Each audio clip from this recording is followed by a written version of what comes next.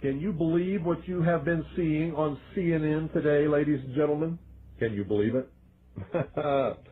Supposedly, a CNN reporter found Osama bin Laden, took a television camera crew with him, went into Osama bin Laden's hideout, interviewed him and his top leadership, his top lieutenants and colonels and generals in their hideout.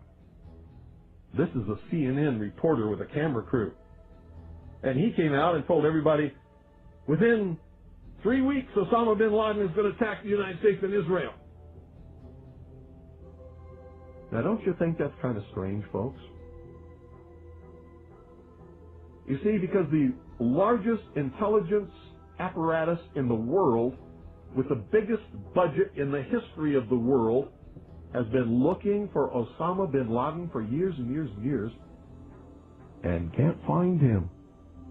A reporter from CNN and his little camera crew got in to Osama bin Laden's secret hideout and conducted an interview. If you don't believe me, tune into CNN. They're probably running it right now as I'm speaking. And if you believe it, you are one of the stupidest jerks that ever lived on the face of this earth. And whatever is going to happen that they're going to blame on Osama bin Laden, don't you even believe it. When in hell are all you people going to wake up?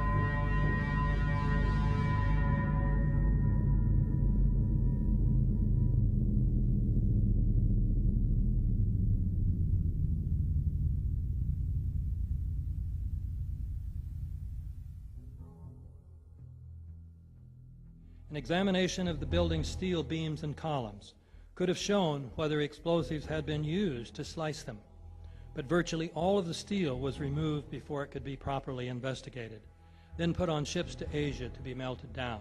It's important for us to not reveal how we collect information. That's what the enemy wants. And you have no evidence that the government's behind 9/11, and I frankly think it's an awful thing to allege, considering it's not true, and you haven't proved that it is. It's totally implausible. Like, we would report that if that were true.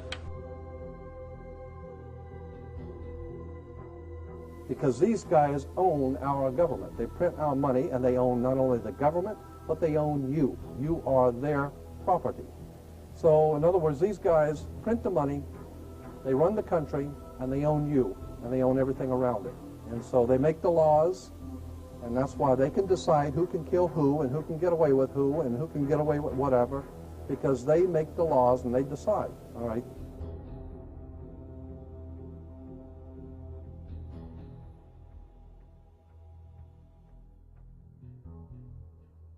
On that day, what did the president say to you?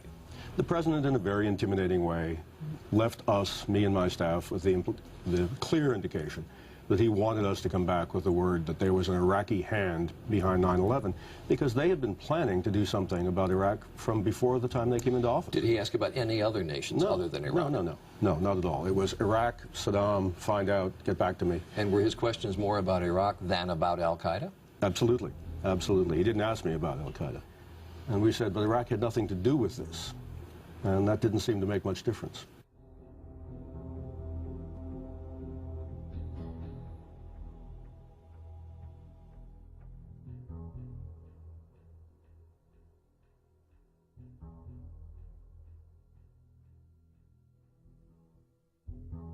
And we'll continue to work together to achieve peace. That's what we want.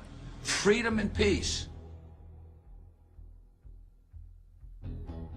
Look at the Council on Foreign Relations. Many members, in fact, the majority, never serve on the executive committees. They never go through any initiation of any kind. They are, in fact, the power base and are used to gain a consensus of opinion. The majority are not really members, but are made to feel as if they are. In reality, they are being used and are unwilling or unable to understand. They may have been or may be members of the Christian or Jewish religion, but that is only to further their own ends. They are and always have been Luciferian and internationalist. They give allegiance to no particular nation, although they have used, on occasion, nationalism to further their causes.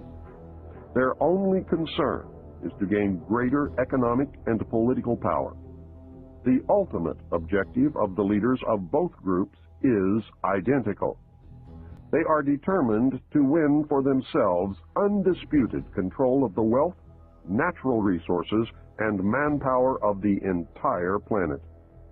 They intend to turn the world into their conception of a Luciferian totalitarian socialist state. In the process, they will eliminate all Christians, Jews, and atheists. You have just learned one, but only one, of the great mystery. The people who are running this country from behind the scenes do not care a thing about Americans or bloodshed anywhere. I think we're going to awaken one day to find out that we've all been too relaxed and entertained and watching television and being entertained with all the cares of life, never realizing what is going on in this country. In the secret, ladies and gentlemen, they are at least, very bare minimum, 50 to 100 years ahead, beyond what you can even imagine.